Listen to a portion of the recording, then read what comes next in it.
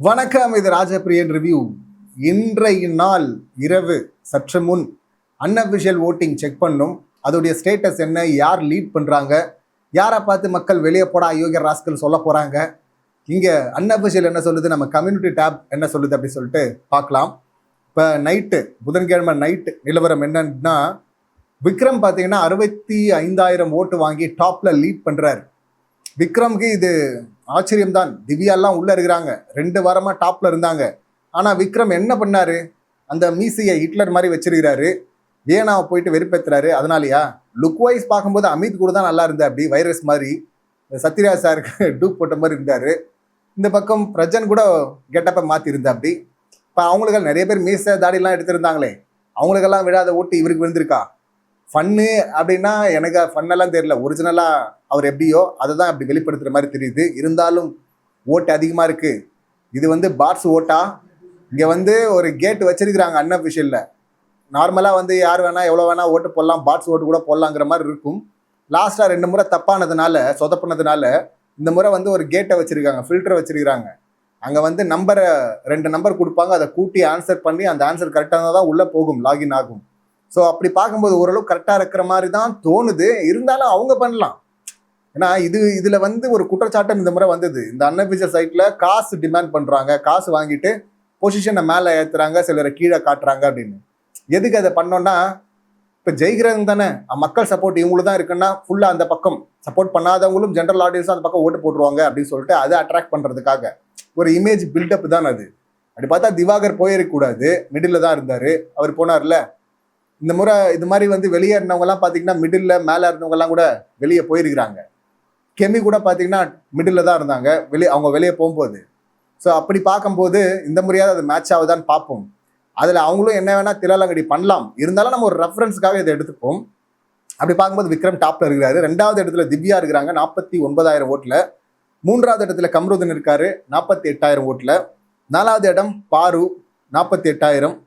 5வது இடத்துல பார்த்தீங்கன்னா அமித் இருக்கிறாரு 28,000 ஓட்டு. அமித்து கூட அந்த கெட்டப்காக ஏற்றிட்டாங்க போல இருக்கு. அமித் ரொம்ப லீஸ்ட்ல இருந்தார்ல, இப்போ மேலே போயிருக்கிறாரு, 5வது இடத்துல இருக்காரு.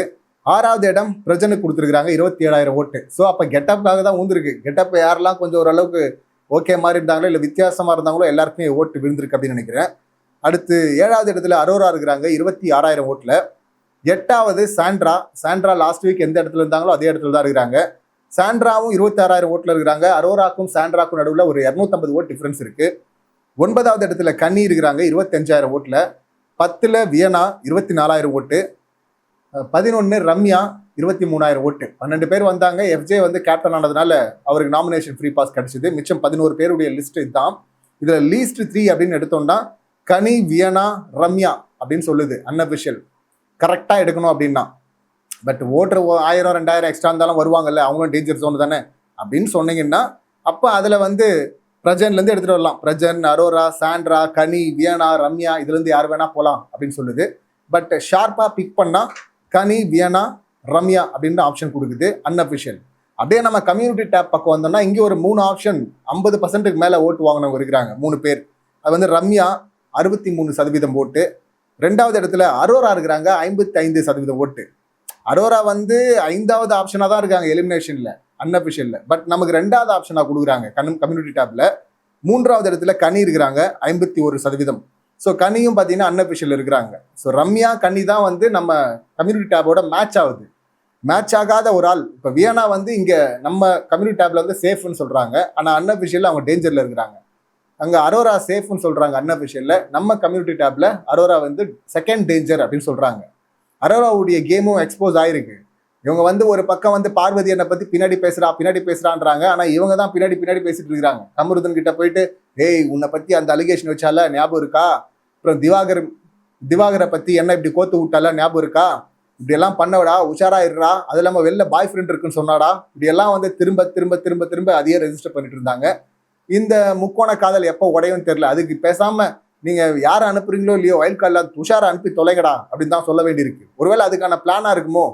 ஏன்னா திரும்ப திரும்ப எபிசோட்லையும் பார்த்தீங்கன்னா இந்த ட்ரையாங்கல் லவ் காட்டிக்கிட்டே இருக்கிறாங்க.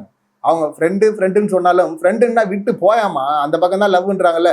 ஆனால் என்ன கொடுமைன்னா அந்த பக்கம் லவ்னு சொல்கிற பார்வதி இந்த கம்ருதனே பார்த்தீங்கன்னா நைட் ஆனால் லவ்ங்கிறான், மறுநாள் காலைல 2 பேரும் வந்து உட்காந்துக்கின்னு நம்ம 2 பேருக்குள்ள என்ன உறவு அப்படின்றாங்க. இந்த இதுனா பிக் பாஸா பைத்தியகார ஹாஸ்பிட்டலா அப்படிங்கிற மாதிரி தான் இருக்கு. ஆடியன்ஸும் பைத்தியமாக்குற மாதிரி தான் அவங்க நடந்துட்டு இருக்கிறாங்க. அதை பார்க்க முடியல. ஸோ அந்த கேம் பிடிக்காமையும் போலாம். அவங்க வைப் ஆயிட்டாங்க, எனர்ஜி ஆயிட்டாங்க அரோரா. ஆனா எனர்ஜி ஆனதுக்கு அப்புறமா அந்த கேம் கரெக்டா இருக்கணும்ல. மோசமா இருந்தா இன்னொரு பக்கம் கனியும் இப்ப ரம்யா வந்து லீஸ்ல பல வாரங்களா இருக்கிறாங்க, ஆனா போவே மாட்டாங்க. அதனால தான் அவங்கள சந்திரமுகி படத்துல வர பாம்புன்றோம். இப்ப கனியக்கா வந்து ஏற்கனவே 2 வாரங்கள் முன்னாடி எவிக்ட் ஆகிட்டாங்கன்னே நியூஸ் வந்துருச்சு. வந்துட்டு கடைசி நேரத்துல தான் அது மாறுச்சு. அப்புறம் தான் அது திவாகரா மாற்றப்பட்டது.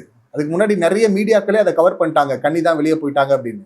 ஸோ அப்போ கனியக்காவும் எட்ஜில் தான் இருக்கிறாங்க அப்படின்னு சொல்லிட்டு இதை வச்சு முடிவு பண்ணிக்கலாம். ரம்யா ஜோக்கு மட்டும் எப்படி ஓட்டு விடுதுன்னு தெரில, இல்லை அந்த ரம்யா ஜோக்கு ஓட்டு போடுற மக்களுக்கெல்லாம் இங்கே ஒரு அன்அஃபிஷியல் சைட் இருக்குன்னே தெரியலையா? நம்ம கம்யூனிட்டி டேப்ல ஓட்டு போடாமல் போகலாம், ஏன்னா சப்ஸ்கிரிப்ஷன் கொஞ்சம் கம்மி அப்படிங்கிறதுனால. அன்அஃபிஷியல் வருஷம் வருஷம் அதை ஓட்டு போடுறவங்க எண்ணிக்கை அதிகம். அப்படி இருக்கும்போது அது இன்னும் தெரியாமல் இருக்கா? அவங்க ஆடல் பாடல் நிகழ்ச்சி நடத்தினதெல்லாம் இருக்கிற ரசிகர்கள் ஓட்டு போட்டே இருக்கிறாங்களா? அஃபிஷியலில் மட்டும் போடுறாங்களா? போட வாய்ப்பு இருக்குல்ல. கனியக்காவை விட ரம்யா ஜோக்கு அதிகமாக வாய்ப்பு இருக்கு. இந்த நேரத்தில் கனியக்கா வெளியே போனாங்கன்னு வச்சுங்களேன், செம்ம மாஸ்டர் ஸ்ட்ரோக்காக இருக்கும். ஏன்னா ரம்யா ஜோ கனியக்காவை முதல் முறையாக நாமினேஷனில் குத்திருக்கிறாங்க. அந்த அன்பு கேங்கில் இருந்தே இந்த பாகுபலியை கட்டப்பா முதுகுல குத்துவார்ல, அந்த மாதிரி குத்திருக்கிறாங்க. இப்போ அந்த மாதிரி தான் பார்க்கணும். வெளியே போயிட்டாங்கன்னா மாஸ்டர் ஸ்ட்ரோக் அப்படின்னு சொல்லலாம். சிறப்பாக இருக்கும். பண்ணுறான் அவங்க போகிறாங்களா, இல்லைன்னா ரம்யா ஜோவே கட்டப்பாவே தூக்குறாங்களா அப்படின்னு சொல்லிட்டு வெயிட் பண்ணி தான் பார்க்கணும். இந்த லிஸ்ட்ல யார் போனா கரெக்டா இருக்கும் அப்படின்னு சொல்லிட்டு நீங்க யாரா நினைக்கிறீங்க? உங்க கருத்துக்கள் என்ன அப்படிங்கறத கமெண்ட் பண்ணுங்க. மீண்டும் அடுத்த வீடியோல சந்திக்கலாம். நன்றி, வணக்கம்.